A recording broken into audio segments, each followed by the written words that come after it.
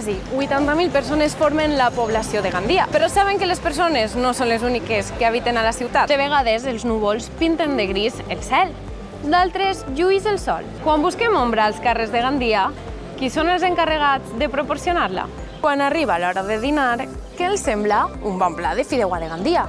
Des d'on ve el seu marisc? Tradicions, costums o fins i tot art.